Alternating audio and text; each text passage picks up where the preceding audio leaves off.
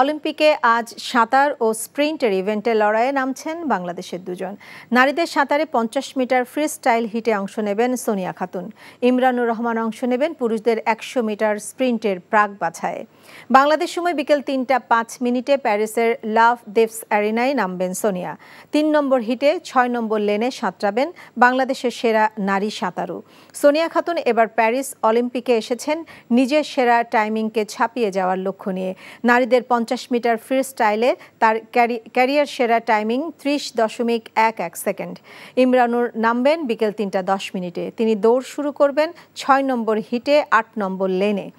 এই আসরে বাংলাদেশের আশা ভরসা ছিল আর্চার সাগর ইসলামকে নিয়ে, কিন্তু দেশকে হতাশ করেন তিনি। তারপরেই যাকে নিয়ে বেশি আশাবাদী বাংলাদেশ, তিনি ইমরানুর। লন্ডন প্রবাসী, দেশের ইতিহাসেরই দ্রুততম মানব। তাই আজ ভালো কিছুর অপেক্ষায় তিনি।